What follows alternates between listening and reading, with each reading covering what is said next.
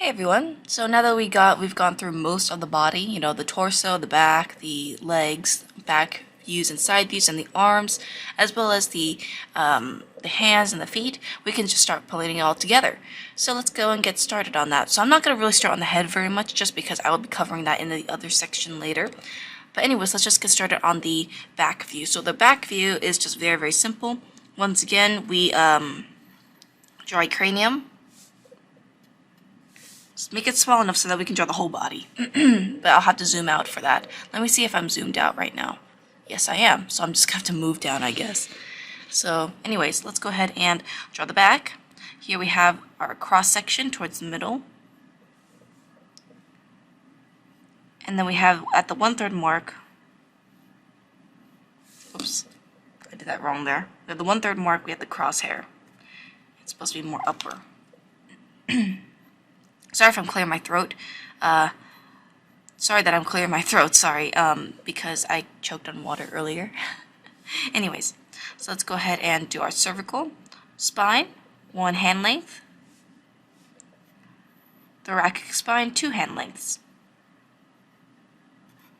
lumbar, and then our tailbone. Simple.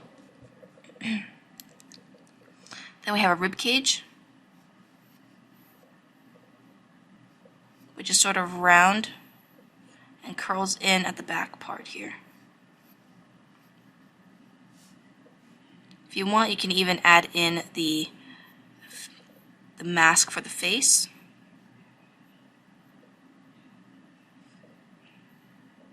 And then here we have the base of the neck, which can be modified to a cylinder. Here we have the pit of the neck, or the end of the neck here. We move down 1, and then our scapula, 1 hand length. Let's do the other side, and it's sort of more skewed in perspective, so make it a little bit more narrow.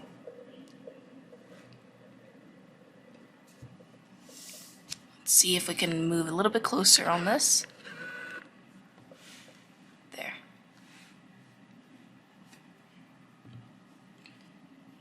And from here we can connect our trapezius across.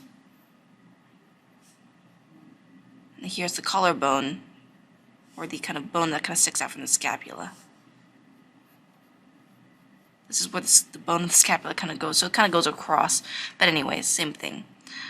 Here we have the here we have the ear. We have the sternocleidomastoid coming from the bottom of the ear and then reaching over to the front. Then we have the trapezius kind of going across the back, and it ends about the end of the rib cage here. Could be a little bit shorter. If you want to add an arm, go ahead and do that.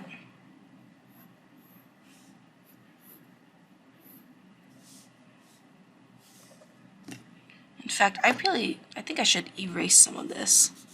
Just a little bit, because I want to put some skin over this. So rather than just putting in all the muscles and making it look like an ecorshade sculpture, I want to, put in the skin over on top. So here we have our obliques, or our pecs.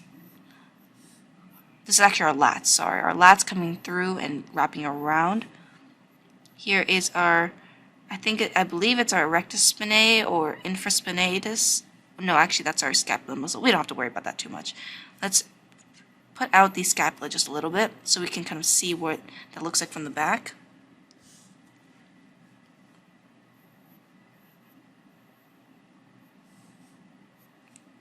For our glutes, we can go ahead and lift the muscles up here. And then here we have the buttock area.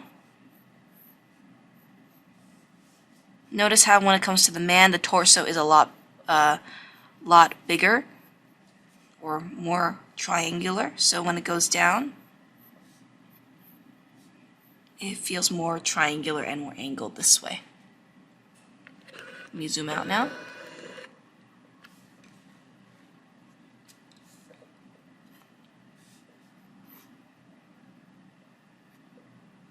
We can go ahead and bend this arm just for the, the sake of it. Here we can just relax this down. Here's the elbow, and here is where the hand is. If I'm going to be drawing the legs, I can go ahead and just mark that really, really quickly.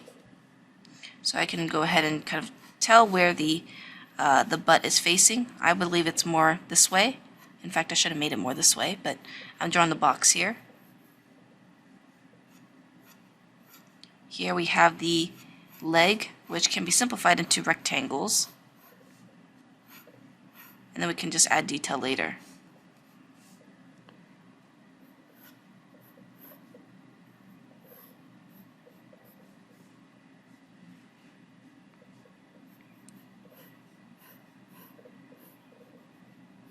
And here we have the feet.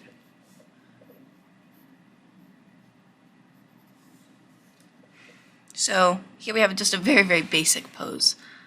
And let's just continue on detailing these.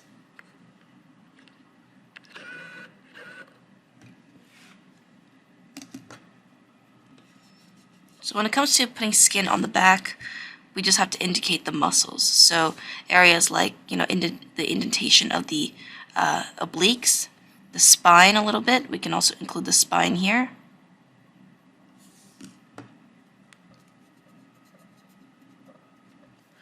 And for more muscular men, these muscles will be popping out a lot. So if you want to emphasize more on the muscles, then just draw the muscles more. In fact, I would also suggest that you guys look at some reference. I have my reference on hand on the other side of my screen. So that's that. One second. There.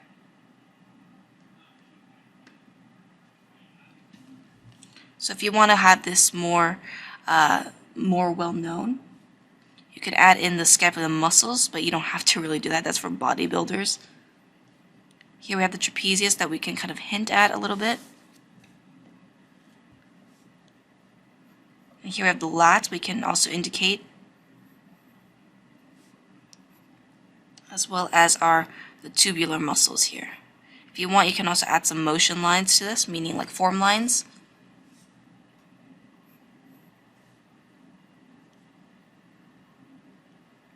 Here we have the glutes, femur. We have the adductors. Whoops. The adductors here, adductors. Thigh area, iliotibial tract, and maybe a hint of the bicep femoris.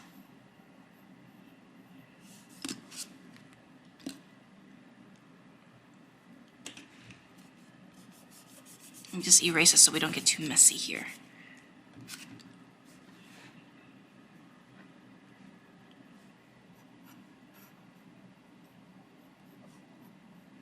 This is a nice little indication of where the bicep femoris is. And here we have the calf, which is kind of like a muscle that kind of splits in two a little bit, but you don't have to do that too much. We can add a little bit of a ridge here just to kind of show where it ends and then where the tendon goes. Here is the kneecap, or the fat pad of the kneecap. And this muscle kind of pushes out a little bit. So let's do the other side. This one's more frontal.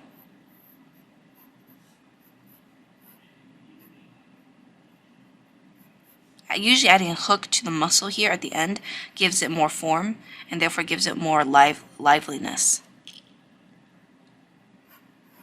And here we can add in the heel, which is our little Achilles tendon here. Then we can add the front of the box, or the toe box here.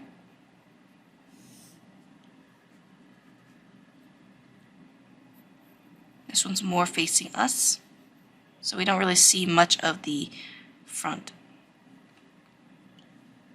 By the way, your toes kind of go inward like this in the opposite direction. So some people would often draw 2 left feet, and the reason why is because they don't know exactly what direction the feet are in. Just make sure that when you are drawing the feet, the toes are always facing each other, not on the other side. They're not in the same direction like this. They're like this.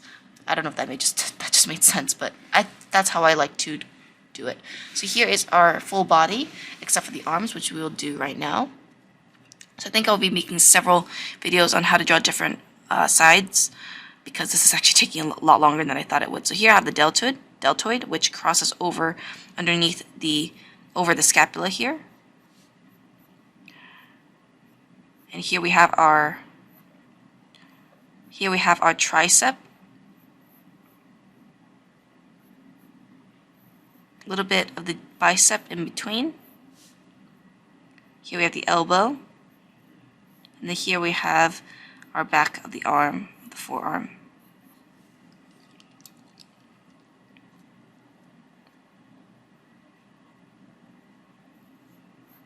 I believe this is if the thumb is facing this way, let's have the hand kind of turn a little bit. So here we have our hand. Here we have the thumb, and this is more clenched in a fist-like manner. This would be the brachioradialis, and this would be the other side of the flexors. Now let's do the other side. Deltoid, bicep, bit of your tricep here, elbow,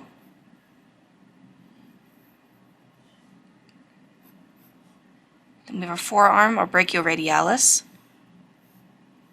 which kind of has this nice little bump kind of coming through. And then we have the back of the hand, which we can just show he's like putting his hand on his hip. So let's go ahead and just show you guys, I'm going to just show you guys what this looks like. In fact, I'm actually going to indicate the back a little bit more right there.